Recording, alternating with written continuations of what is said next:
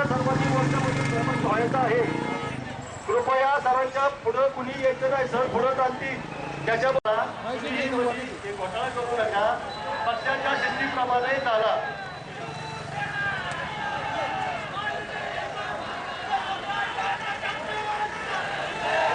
उद्धवजी ठाकरे तू मागे बघा. उद्धवजी ठाकरे तू मागे बघा.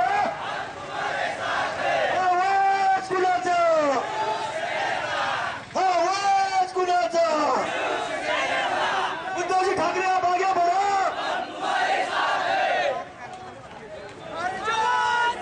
कृपया सर्वांनी शिस्तीने चाला. वाद झाला कसं तेवढं विनंती. वाद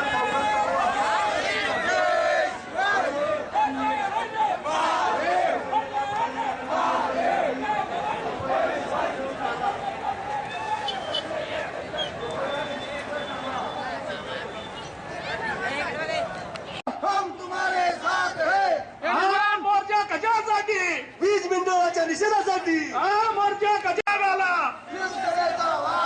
अरे वाघ आला रे वाघ आला. युवासेनेचे प्रमुख आदित्य ठाकरे वीज बंद करायचं काय. आवाज कुणाचा? आवाज कुणा? हा मोर्चा कशासाठी? शेतकऱ्यांच्या प्रश्नासाठी. हा मोर्चा कशासाठी? कृपया सर्व शिवसैनिकांना नम्र विनंती. शिवसेनेच्या शिस्तीप्रमाणे तुम्ही इथे मोठं ट्रॅली किती पुढे लय जागा माझं काळजी करू नका.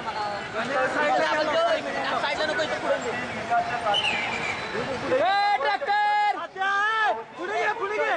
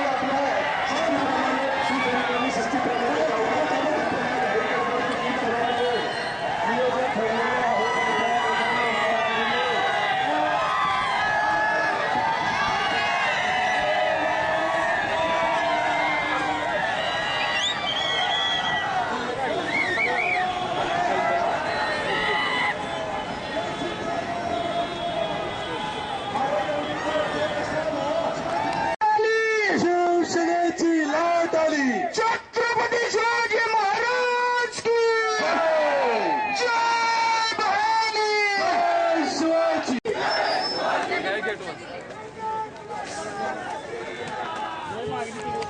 आपण विजेचे काही 12 प्रश्न आपण मांडलेले आहेत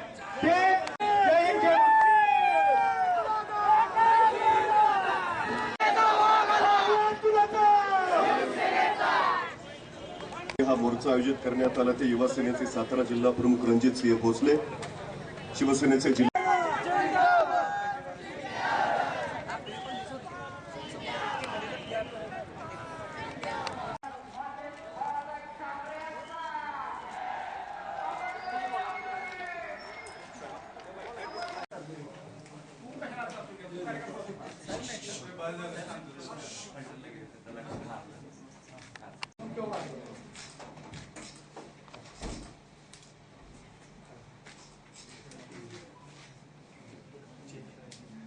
मागण्या हे तुमच्याशी रिलेटेड आहे.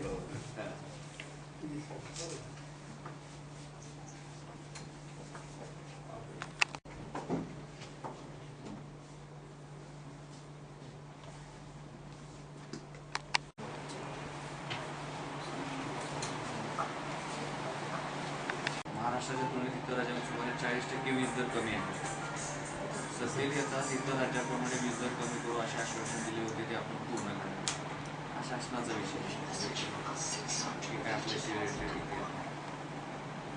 2000 जमिनीत पाणी असून वीज कनेक्शन हवे ते उपयोगाचे नाही. 2013 पासून जिल्ह्यातील शेतकऱ्यांनी डिपॉझिटची रक्कम भरून देखील ते कनेक्शन रखडलेले आहे. अशी काही वस्तुस्थिती आहे का आपल्याकडे? शासनाच्या हॅलो अपेक्षा आहे, कोल्हापूर सीमा भागात 800 हेक्टर भूखंड वीज उद्योजकासाठी कमी दरात देत आहे. त्यामुळे कोल्हापूर, सांगली, सातारा, सोलापूर येथील 200 उद्योजक तिकडे निघाले असून तसे मागणी अर्ज केले आहे. त्यामुळे आपल्या राज्याचे मोठे नुकसान होईल. काय याच्याविषयी काय आपलं शासनस्तरावर दुष्काळग्रस्त गावाचे सार्वजनिक पिण्याच्या पाण्याचे कनेक्शन थकीत बिलापोटी तोडू नये. आता सपाटाच लावला ही गावातनं जाऊन कनेक्शन काही गाव डिक्लेअर होतील, अंतिम होतील. पण सध्याची ऊन, टेम्परेचर आणि परिस्थिती बघितली तर पिण्याच्या पाण्यासारखा जो प्रश्न आहे तिथे तरी आपण त्यांना 33.5 आपण तसे शासनाला कळवू. जिल्हाधिकारी सरकार विदर्भ मराठवाड्यात प्रति युनिट ₹1.70 म्हणून वीज दर सुरू आहे. सातारा जिल्ह्यातला विजेचा प्रश्न अत्यंत गंभीर आहे आणि इथल्या शेतकऱ्यांच्या हितासाठी विजेचा प्रश्न घेऊन आज आम्ही रस्त्यावर उतरलो आहोत. खरं तर शिवसेना सरकारमध्ये जरी असली तरी ती सरकार जमा नाही. आमची बांधिलकी जनतेशी आहे, सत्तेशी नाही.